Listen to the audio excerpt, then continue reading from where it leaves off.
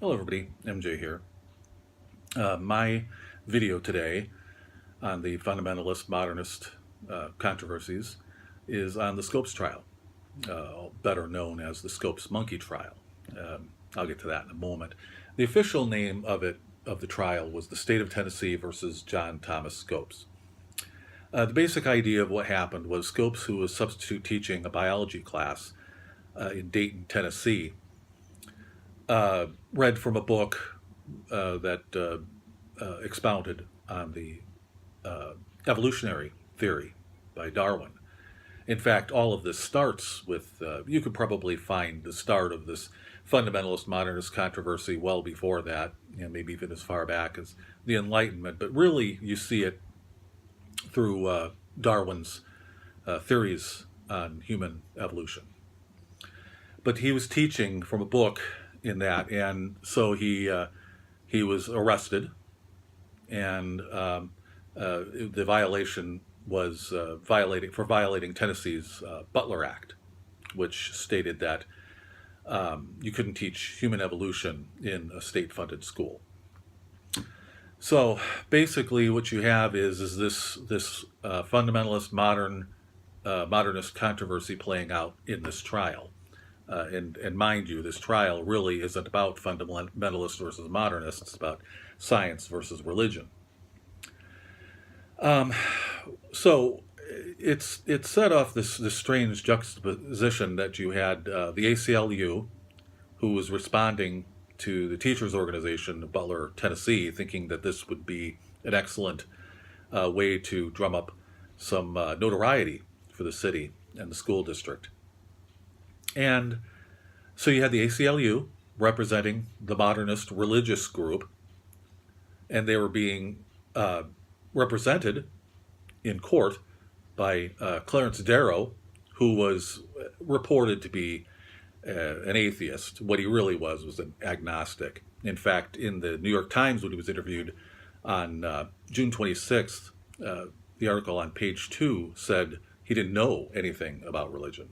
So he seemed more like an agnostic than anything. But and then for the prosecution, you had William Jennings Bryan, who was a multi-time, who made multiple attempts, 3 attempts actually, at being president of the United States. So this sets the scene. You have these two groups who have nothing to do with the fundamentalist and modernist controversy in religion fighting each other through the ACLU and this court, that was prompted by a city and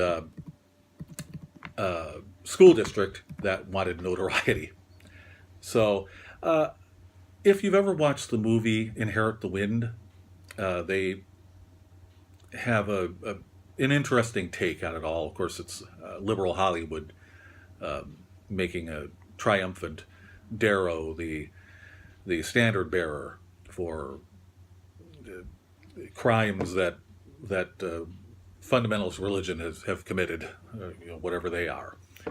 The thing, anyway, if you watch the movie, basically they follow the feud between Bryan and Darrow over what was essentially mostly about Adam and Eve from the book of Genesis, where Eve, the question that Darrow posed to Bryan was, did Eve's, was she really created from Adam's rib?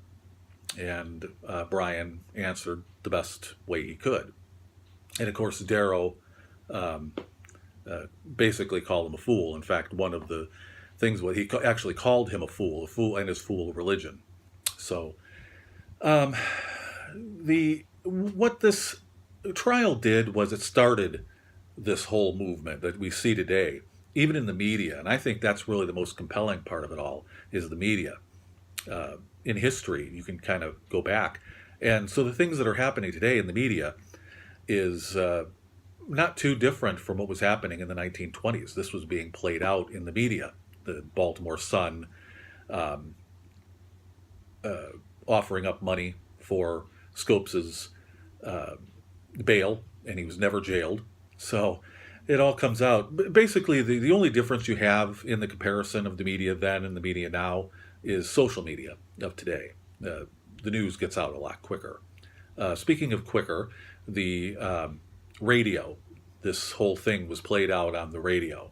And so that really sounds a lot like today and the media of today. So anyway, thank you.